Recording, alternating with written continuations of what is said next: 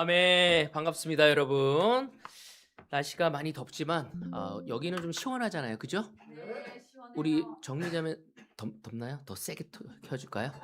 네.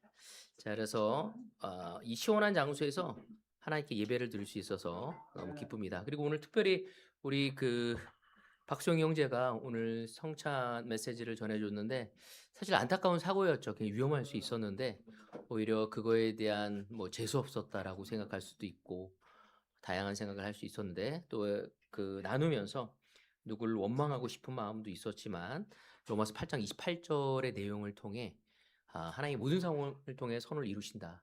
그 고백을 하며 감사하다는 그 이야기를 들으면서 참 너무 큰 격려가 되었습니다.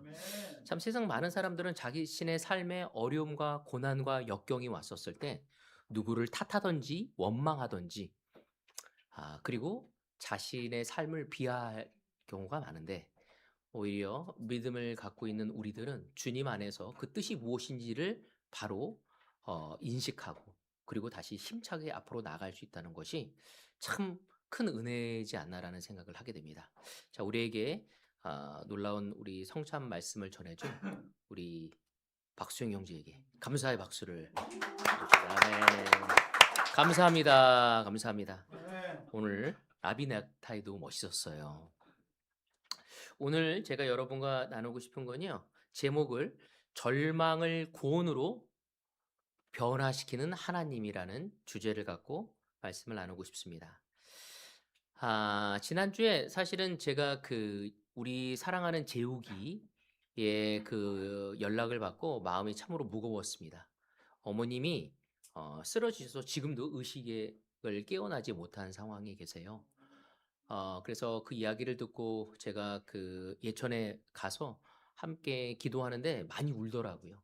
그리고 많이 무서워했었고 두려웠고 또 지금도 굉장히 초조해하면서 어머니가 깨어나기를 기다리고 있습니다. 근데 그 이야기를 들으면서 제가 되게 당혹스러웠던 것은 그날 쓰러지기 전에 어머니와 굉장히 좋은 시간을 보냈던 거예요. 같이 어머니하고 이런저런 이야기를 나누고 하나님이 얼마나 자신의 삶에서 큰 은혜를 베푸는지를 이야기 나누고 점심에 뭘 먹을까? 그러니까 어머님이 메밀을 좋아하셔서 메밀국수를 먹자라고 하셨대요. 그래서 그래요. 그러면 점심은 메밀로 먹어요. 라고 이야기하고 잠시 뒤돌았다 다시 왔었을 때 어머님이 바로 그 자리에서 쓰러지신 거였어요. 그리고 지금까지 깨어나지 못한 거죠. 그리고 우리 제육 형제는 너무 두려워서 밤을 자지 못하고 밤새 하나님께 매달리며 기도했다고 합니다. 참으로 마음이 아프고 좀 힘들었어요, 저도. 그렇지만 함께 기도하며 믿음을 갖고 다시 한번 일어서고자 하는 제육 형제를 바라보면서 또한 큰 위로도 받았습니다. 이처럼 삶 가끔 우리에게 예기치 않은 방향으로 이끌어갑니다. 우리 박송 형제가 아침에 이곳에서 짧은 기도 모임을 하고 바로 회사를 가는 중에 사고가 났을 때도 마찬가지겠죠. 정말 사랑하는 아내에게 전화를 하고 정말 이렇게 남은 음식을 먹으면서 얼마나 여유롭고 또 얼마나 운전을 여유롭게 하는 스타일이에요. 굉장히 천천히 여유롭게 하는 가운데 갑자기 차가 받쳐서 정말 에어백이 3개나 터졌다는 건 엄청나게 큰 사고였거든요. 아, 그러한 사고를 당한 것을 생각할 때 굉장히 마음이 쉽지 않았으리라 생각합니다. 때로는 우리의 삶 속에 있어서 우리가 우리 머릿속에 그려두었던 인생의 경로를 우리가 수정해야 할 때가 찾아옵니다. 그리고 그 시간은 낯선 시간이고 우리를 당혹스럽게도 합니다. 그리고 우리의 인생을 그 사고로 인해서 그 문제로 인해서 수정해야 할 때 우리는 당혹스러울 때가 많습니다. 왜? 그것이 우리의 예측을 벗어난 삶이기 때문이죠. 그럼에도 인생이란 눈앞의 교통사고처럼 그 사건에 적응하며 살아내야 하는 것이 우리의 삶이기도 합니다. 오늘 우리가 안전하게 이곳에 앉아 있다는 것은 진짜 하나님께 감사해야 하죠. 우리 제욱 형제도 그렇고 또 우리 수영 형제도 그렇고 전혀 자신의 삶에 그러한 문제와 삶이 왔을 거라고 생각하지 못했을 것입니다. 마찬가지로 성경에도 그러한 사건들이 굉장히 많이 나옵니다. 아브라함을 생각했었을 때도 하나님을 만난 다음에 익숙한 고향을 떠나서 친척을 떠나서 낯선 세계로 자신의 그 취약한 몸과 가족을 데리고 걸어가야만 했습니다. 그것 또한 아브라함에게 굉장히 당혹스러웠죠. 너무나 익숙한 자신의 동네에서 떠나야만 했기 때문입니다. 뿐만 아니라 모세 역시도 바로 광야에서 떨기나무 속에서 그 불꽃을 바라보고 하나님을 만난 뒤 어쩌면 나이가 지긋이 먹고 80세가 되어서 호젓한 자신의 그 목자의 삶을 버리고 이스라엘을 해방하기 위해 다시 한번 그 이집트로 들어가야 하는 그 대업을 앞서고 떠나야 했던 그 모세 역시도 굉장히 당혹스러웠을 거예요. 80세에 하나님이 자신을 부를 거라고는 도저히 생각하지 못했을 것입니다. 뿐만 아니라 갈릴리 어부를 생각해 보십시오. 베드로와 안드레, 요한과 야고보를 생각했었을 때 그들이 그 로마에 의해서 정말 이렇게 나라가 점령되어지고 정말 그곳에서 어부 생활하면서 어렵게 하루하루를 살아가고 정말 있는데 갑자기 예수님이 나타나서 너희를 내가 사람 낚는 어부가 되게 하겠다 하고 그를 부르셨을 때 그들이 했던 그 직업 어부잡이 바로 고기 잡는 것을 내려놓고 예수님을 따라가는 것 또한 그들에게 인생을 수정하고 따라가는 것이 결코 쉬운 일은 아니었을 것입니다. 뿐만 아니라 성경에 우리 사도 바울이 나옵니다. 그는 다메섹을 갑니다. 왜 다메섹을 가죠? 그리스도를 믿는 사람들을 잡아들이기 위해서 그곳에 가다가 갑자기 빛을 만나고 주님을 만나고 눈이 멀게 된 다음에 그는 180도 바뀐 사람이 되어서 정말 예수를 믿는 사람들을 핍박하던 자에서 예수로 인해 핍박받는 자로 되는 삶으로 수정되어지는 것을 우리는 성경을 통해서 볼 수 있습니다. 그 또한 사도 바울 역시도 열심히 성경을 연구했고 정말 이렇게 바리새파 사람으로서 정말 이렇게 눈에 띄는 사람이었고 열정이 있었고 로마 시민권을 가지고 있었고 또한 그는 아주 특별한 기술도 가지고 있어서 많은 사람들한테 어텐션, 주목을 받을 수 있는 젊은이였어요. 그가 예수님을 만나고 모든 것을 버리고 따라가는 것 또한 그에게 결코 쉬운 일이 아니었을 것입니다. 삶이란 이처럼 뜻밖의 시간들을 통해서 우리의 인생의 방향을 바꿔가는 과정이라고 이야기할 수 있습니다. 어쩌면 우리 또한 우리의 삶에서 수많은 사고와 문제와 여러 가지 일들을 통해서 우리의 삶을 수정해야 할 시간들이 있었으리라 생각합니다. 이런 일들은 특별한 사람에게만 그런 일들이 벌어지는 것이 아닙니다. 우리 모두에게 예기치 않은 질병이나 사고가 우리에게 찾아와 우리의 인생의 행로를 바꿔야 할 때가 있습니다. 어쩌면 지금 없다면 먼 시간에 머지 않아서 우리의 삶에 그러한 시간이 닥칠 수 있을 것입니다. 최근에 제가 우리 동요 형제가 여기 있는데 우리 동요 형제가 되길 바라서 동요 형제라 불렀어요. 동요가 이제는 했는데 동요가 열심히 공부를 하고 대학을 합격을 할 거라고 생각했는데 떨어졌어요. 제가 이거 물어봤어요. 나눠도 되는지. 갑자기 얼굴 굳는 사람들이 있어서. 근데 너무너무 힘들어했어요. 우리 동요가. 그리고 정말 감정적으로 너무너무 낙담되어져 있었어요. 저 얼마나 진짜 우리 동요 형제가 대학 가기만을 손꼽아 기다렸겠습니까?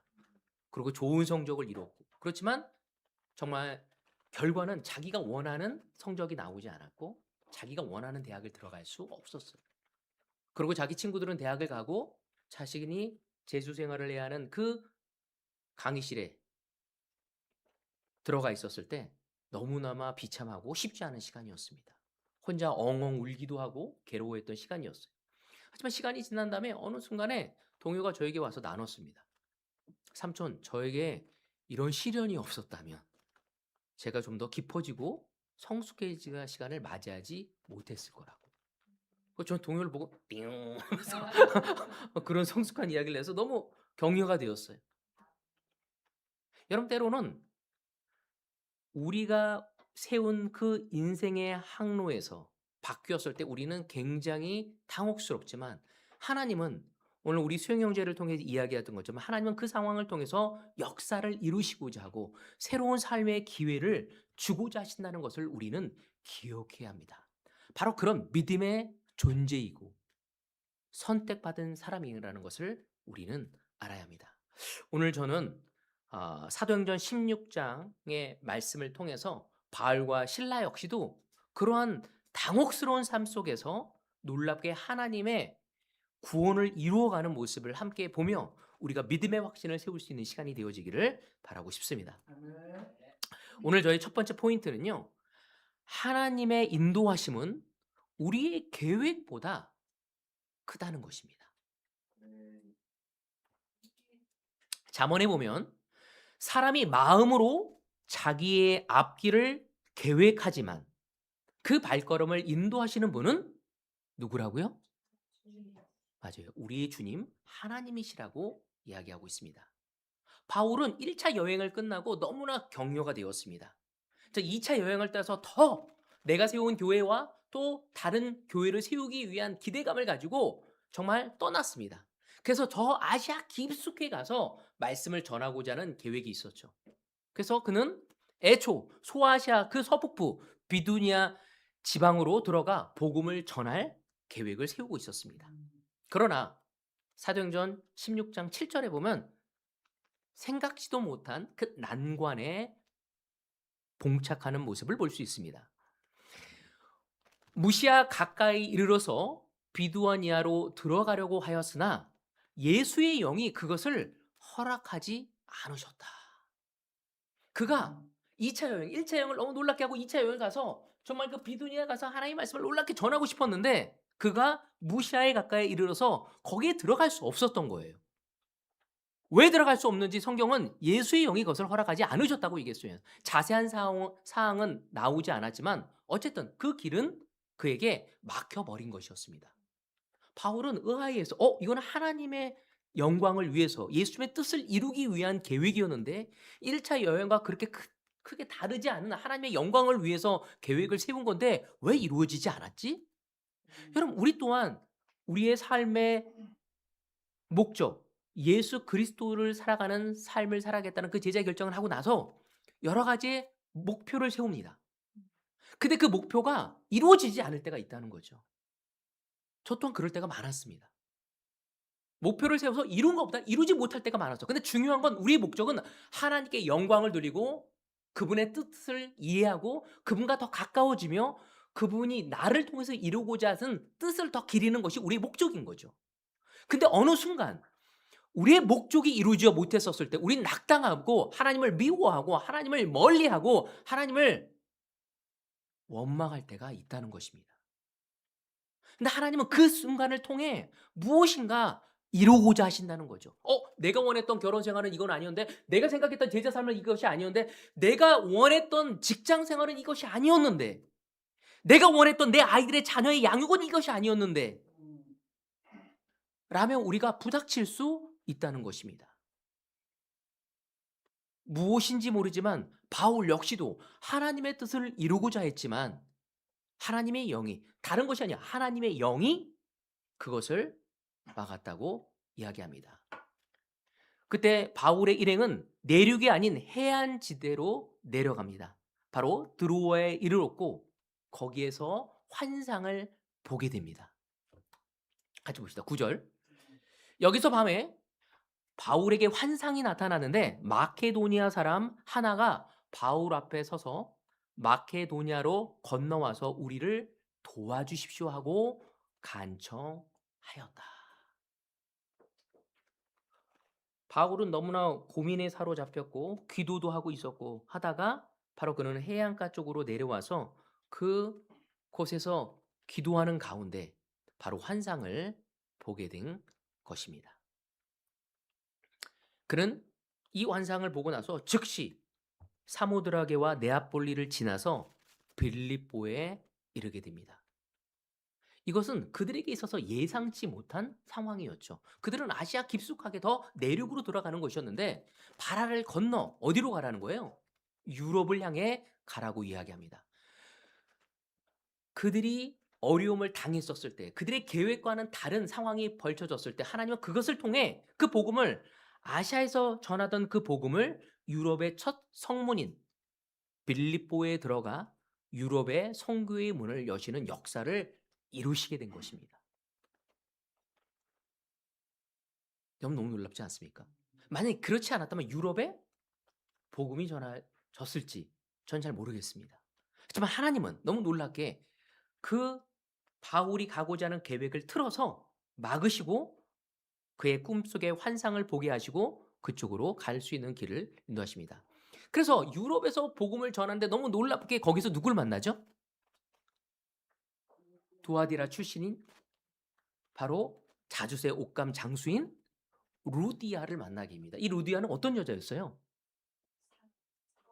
맞아요. 사업을 크게 우리 김상장 형제처럼 그 사업을 차게 하는 형제였습니다. 그래서 그는 경제적으로 아주 빵빵한 아주 재력이 좋은 사람이었습니다. 너무 놀랍게 하나님을 공경하던 그 루디아는 복음을 마음 깊이 받아들이고 세례를 받게 됩니다. 그리고 나서 바울의 일행을 자신의 집에 초대하고 집을 내어주게 됩니다. 사실 바울에게 있어서는 유럽 땅이 굉장히 낯선 땅이었습니다. 하지만 하나님이 그 유럽 땅으로 불러서 그 빌립보 지향에서 복음을 전하게 되면서 이 루디아라는 이 조력자를 예비해 두셨던 거였죠. 거기서 아무도 만나지 못했으면 힘들었을 텐데 하나님은 예비해 두신 것입니다. 어쩌면 우연처럼 보이는 만남이지만 인간에게는 우연이지만 하나님에게는 필연임을 우리는 이 대목에서 확인해야 합니다. 여러분 한번 해보십시오. 우리 승혜 자매가 여기에 내려온 이유가 왜 내려왔을까요?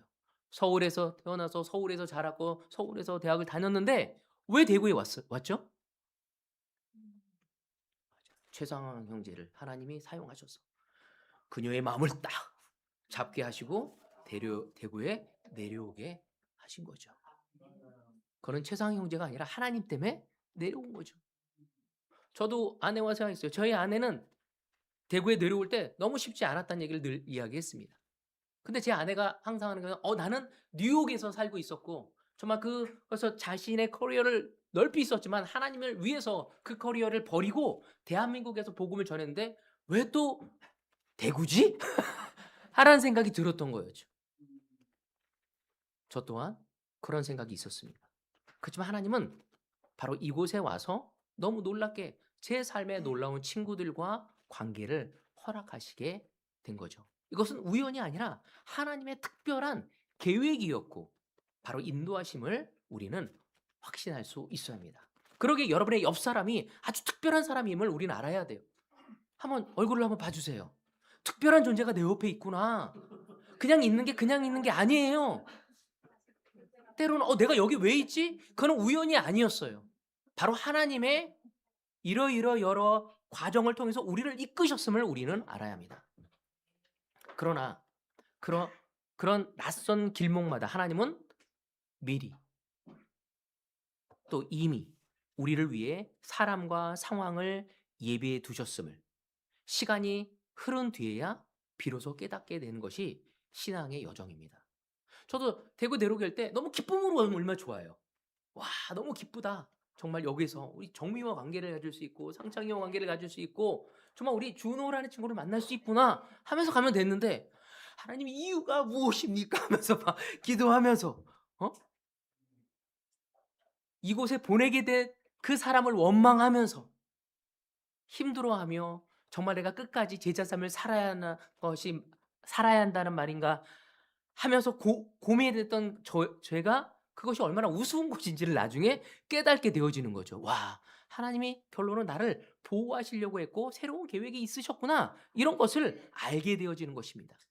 그래서 그가 비두니아를 통해서 더 아시아 깊숙이 가고자 했던 것이 그 닫힌 문이 실패가 아니라 더 큰 계획으로 향하는 문이 열리는 하나님의 과정이었다는 것을 우리는 알 수 있게 되는. 그래서 우리의 삶에 고난과 역경이 왔었을 때 우리가 원하지 않은 상황에 우리가 마주하고 있었을 때 우린 그 믿음이 있어야 합니다. 하나님이 새로운 길을 여시고자 하는구나. 아멘. 두 번째 포인트. 고난 중에서도 찬송하는 믿음을 고백해야 합니다. 그들이 너무 놀랍게 빌립보에 갑니다. 그래서 바울은 귀신 들려 점을 치는 여종을 만나게 되죠. 그래서 그 여종은 주인에게 큰 돈벌이가 되는 존재였어요. 왜? 맞아요. 신들여갖고 사주팔자를 맞춰주는 그런 역할을 하고 있었거든요. 앞을 내다보는. 그래서 바울이 그 여자가 그 너무너무 불쌍해 보여서 예수 그리스도의 이름으로 귀신을 쫓아내자 그 여종이 제정신이 되어서 회복되어집니다. 그게 많은 사람들이 격려를 받아요. 정신이 오락가락하고 귀신 들려갖고 막 행설수설한 그 여자에게 온정신이 왔으면 칭찬을 받아야 하는데, 그런데 그렇지 않고 오히려 그 여종의 주인은 돈벌이의 소망이 그 끊어진 것을 보고 격렬한 증오심을 드러냅니다. 그리고 바울과 실라를 그 관원에게 끌고 가서 이들이 유대인인데 도시를 소란하게 한다고 그럴싸한 혐의를 씌우게 됩니다. 그래서 어떻게 되죠? 사람들은 그 이야기를 듣고 교묘한 편견과 또한 낯선 것에 대한 공포심에 자극되어서 그를 끝내는 어떻게 해요? 감옥에 가두게 됩니다. 그를 옷을 찢고 매질하고 착고에 발을 채워서 감옥에 던지게 됩니다. 사실 표면적인 이유는 뭐였죠? 사회 혼란이었어요. 유대인이 와서 여기를 새로운 걸로 혼란스럽다. 근데 사실은 그 이면에는 어떤 거였어요? 자신의 돈벌이를 하지 못하게 돼서 분노가 일어났던 거예요. 이것이 사실은 이 세상에서 비일비재하게 일어나는 거 아닙니까? 바로 이것이 일어난 이유 중에 하나는 인간의 목적을 알 수 있는 거죠. 인간의 목적은 사람을 수단으로 대할 때가 많습니다. 저 사람이 나에게 이득이 되는지 안 되는지 그렇게 보는 거죠. 한 사람이 한 영혼이 낫게 되어진 것보다 나에게 이득이 되는지 안 되는지를 보는 것이 이 세상에 흔하게 이루어지는 모습이라고 우리는 알 수 있습니다. 그래서 이 고소를 통해서도 명분과 실체가 다르다는 것을 우리는 알 수 있고 이 세상에도 흔한 일이라는 것을 알 수 있습니다. 그는 매맞은 상처로 욱신거리고 그 현실적인 사건의 주인공이 되어서 감옥에 갇혀 있었을 때 그들이 얼마만큼 두렵고 무서웠겠습니까? 여러분 감옥에 갇혀 본 적 있습니까? 없습니까? 저는 있습니다. 굉장히 무서웠어요. 고등학교 때 갔는데 그 안에 있는 사람도 무섭고요. 형사도 깡패 같아요. 머리 빡빡하고요. 너무 무섭더라고요. 근데 지금의 감옥과는 생각할 수 없는 곳에 이르게 된 거죠. 그러나 그들이 한밤 어둠 속에 있으면서 바울과 실라는 문득 자신들이 누구인지를 다시 한번 생각해 보게 됩니다. 25절에 보면 한밤쯤이 되어서 바울과 실라가 기도하면서 하나님을 찬양하는 노래를 부르고 있는데 죄수들이 듣고 있었다. 참 너무나 감동적이지 않습니까? 아니 하나님이 뜻을 막아서 제가 이 빌립보에 왔고 빌립보에 와서 너무 놀랍게 정말 이렇게 사람들에게 복음을 전하고 그들이 삶이 바뀌어가고 있었고 한 여종은 정말 귀신에 홀려서 온전치 못한 사람을 올렸는데 왜 우리가 이런 오해를 받고 이런 혐의를 받아서 감옥에 갇혀야 합니까? 사람들에게 두들겨 맞아야 하고 온몸은 욱신거리고 발이 차고에 매어서 있는 자신의 모습이 굉장히 초라할 수 있었잖아요. 근데 그들은 기도하며 찬양했다고 이야기합니다. 갈라디아서 2장 20절에 보면 바울과 실라는 문득 자신들이 누구에게 속한 존재인지를 알게 된 거죠. 20절에 보면 나는 그리스도와 함께 십자가에 못 박혔습니다. 이제 살고 있는 것은 내가 아닙니다. 그리스도께서 내 안에서 살고 계십니다. 내가 지금 육신 안에 살고 있는 삶은 나를 사랑하셔서 나를 위하여 자기 몸을 내어주신 하나님의 아들을 믿는 믿음 안에서 살아가는 것입니다. 바울은 감옥에 갇혀서 신라와 함께 우리가 이렇게 갇힌 이유가 무엇인지를 고민했던 거였죠. 기도하는 가운데. 바로 그들은 나의 삶이 누구에게 매인 삶인가를 생각하는 순간 그 두려움이 사라져버리고 평안이 찾아온 것입니다. 하나님은 이 감옥에 있는 것조차를 사용하셔서 놀라운 일을 하실 것을 믿었던 거였어요. 근데 그들은 그 감옥에 무슨 일이 일어날지는 몰랐어. 그렇지만 하나님이 이것까지도 사용하실 것을 믿었던 거였죠. 그래서 어둠은 물러가고 빛이 그들의 내면을 가득 채우게 됩니다. 이것이 바로 하나님의 은혜가 하시는 일이죠. 오늘 우리는 이 비슷한 일을 우리 박송 형제를 통해 들은 거죠. 사고가 나서 원망하고 힘들어하고 정말 내 인생 거지 같다라고 얘기할 수도 있지만 오히려 하나님의 모든 상황을 통해서 선을 이루시고 나는 감사합니다. 또 우리 동효도 얘기했죠. 뭐라고 얘기했죠? 재수 없어서 재수생이 되었네. 이렇게 얘기하는 것이 아니라 이거를 통해 내가 더 성숙해질 수 있구나. 아마 더 좋은 대학생을 할 거라고 저는 믿습니다. 바로 하나님은 우리 위기를 더 성숙하게 만들고 더 힘차게 우리 인생을 살아갈 수 있는 내면의 힘을 허락하실 거게 된 거죠. 시편 기자도 이런 이야기를 합니다. 낮에는 주님께서 사랑을 베푸시고 밤에는 찬송으로 나를 채우시니 나는 다만 살아계시는 내 하나님께 기도합니다. 아멘. 바로 하나님이 낮에는 우리를 사랑해 주시고 밤에는 찬송으로 나를 채우신다고 이야기하고 있습니다. 여기가 어디냐면요. 로마입니다. 로마인데 로마에 바울이 사실은 로마에 가서 갇히게 되잖아요. 그리고 한 2년 동안 있으면서 거기에서 로마의 감독하에 나가지 못하고 여기에서 복음을 전하게 됩니다. 그 집터입니다. 거기에 교회를 세운 거예요. 거기 가면 기둥에 이런 이야기가 있습니다. 하나님의 말씀은 매어 있지 않습니다. 라는 것이 쓰여 있어요. 그러니까 그 말이 어디냐면 디모데후서 2장 9절에 보면 이렇게 했어요. 나는 이 복음 때문에 고난을 당하며 죄수처럼 매어 있으나 하나님의 말씀은 매어 있지 않습니다. 바울과 실라 일행은 감옥에 갇혀 있을런지 몰라도 하나님의 말씀은 갇힐 수 없다는 확신을 가지고 있었던 거였죠. 그 어떠한 상황 속에서도 주님의 복음은 전파되어지고 영향력을 주고 사람들을 변화시킬 거라는 확신과 믿음이 있었던 것입니다. 그래서 그들은 한밤중이 되어서 바울과 실라가 기도하면서 하나님을 찬양하는 노래를 불렀던 것입니다. 아마 그때의 찬양이 온 마음으로 부르게 되었을 거예요. 오늘 우리가 찬양했던 그 노래에 그런 가사들로 가득 찬 찬양을 하나님께 드렸을 거라고 생각합니다. 바로 고난이 찬송을 막지 못한 거였죠.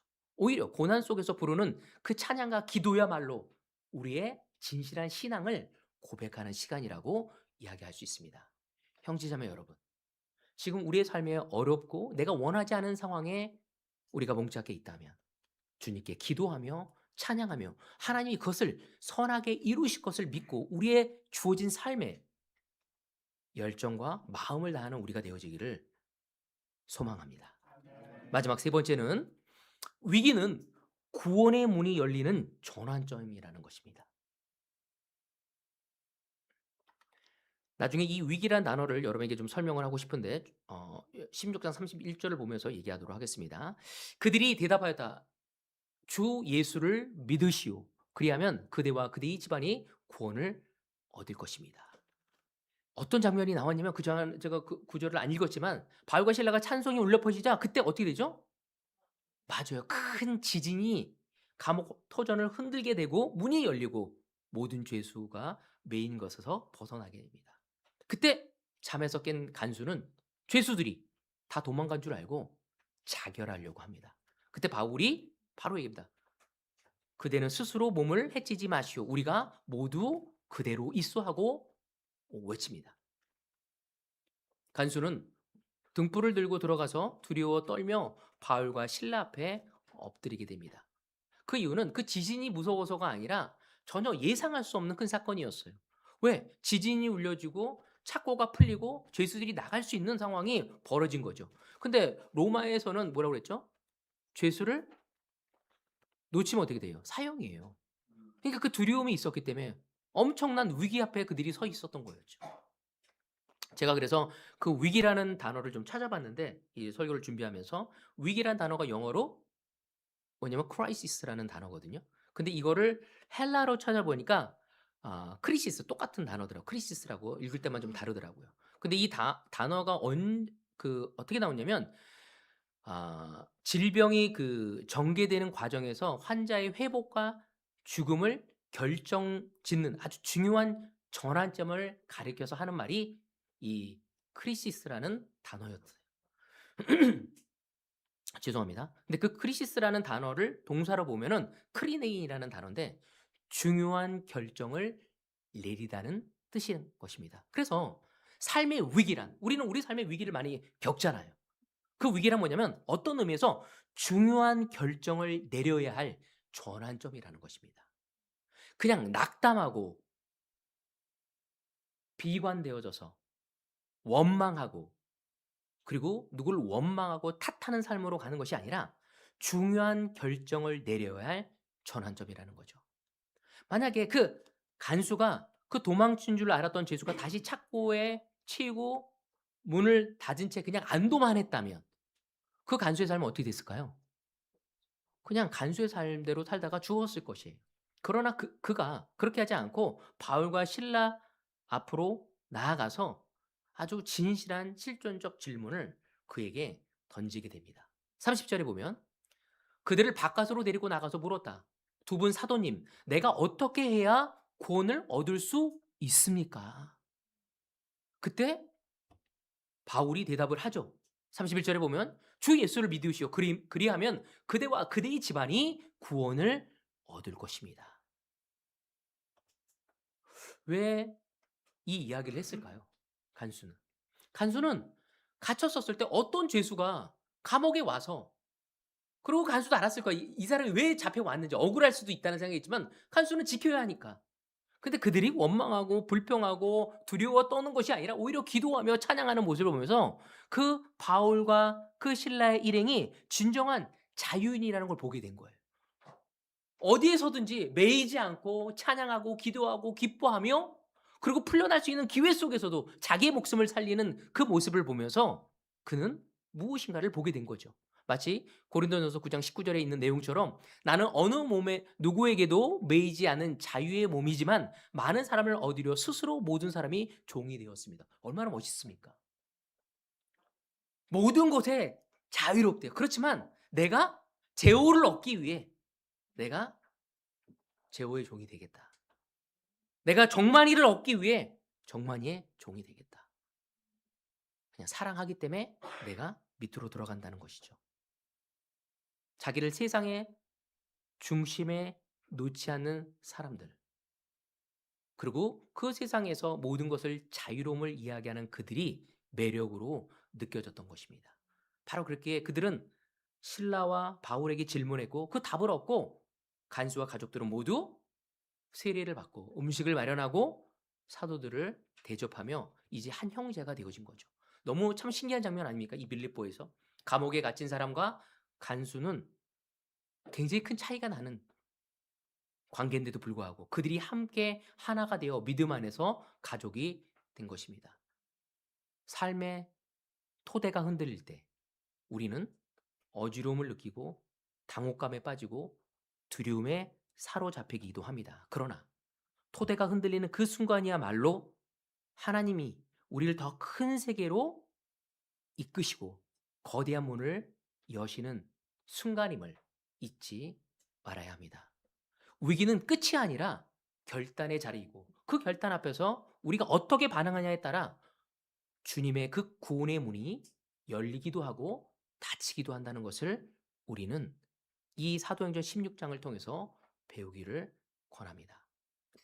여러분, 26장의 내용은 성령이 막으십니다. 그리고 환상 중에 들려온 그 마케도니아 사람의 그 부름을 듣게 되고 그 다음에 그 빌립보에 가서 루디아를 만나고 그 루디아가 재정적으로 서포트하며 그를 집에서 섬기게 되어지고 그 다음에 길을 가는 중에 귀신 들린 여종을 만나서 치유하게 되어지고 그리고 그 좋은 일을 하고 나서 그들은 관원들에 끌려가 매맞고 감옥에 갇히게 되고 그리고 거기에서 기도하는 가운데 찬양하는 가운데 감옥다가 흔들리고 모든 것이 풀리고 거기에서 간수를 회심에 이르게까지 하는 놀라운 일이 벌어집니다. 성령님이 비두니아 가는 길을 막으셨죠. 그리고 어떻게 돼요? 그 빌립보에서 엄청난 며칠 사이에 강력한 하나님의 능력과 은혜를 우리는 경험하는 바울을 볼 수 있습니다. 하나님이 이렇게 그 막으신 다음에 그 바울에게도 위기가 왔고 간수에게도 위기가 왔던 그 시간을 통해 하나님의 은혜가 아주 촘촘히 스며든 모습을 우리는 볼 수 있습니다. 당장에는 그 전모를 우리가 드러나지 않고 이해할 수도 없지만 시간이 지난 다음에 하나님의 얼마나 세세하게 우리를 돌보고 이끄셨는지를 깨닫는 것이 우리의 여정이고 우리의 믿음의 삶이라는 것이 얼마나 놀라운 특권인지 모르겠습니다. 여러분, 우리의 삶에 고난이 왔었을 때, 우리의 삶에 위기가 왔었을 때, 우리의 삶에 내가 원치 않은 상황에 도래했었을 때, 우리 주님을 신뢰하며 그분께 기도하며 우리에게 맡겨진 것에 최선을 다하며 열정을 다해 살아가시는 우리 모두가 되어지길 바라면서 오늘 말씀을 여기서 마치도록 하겠습니다.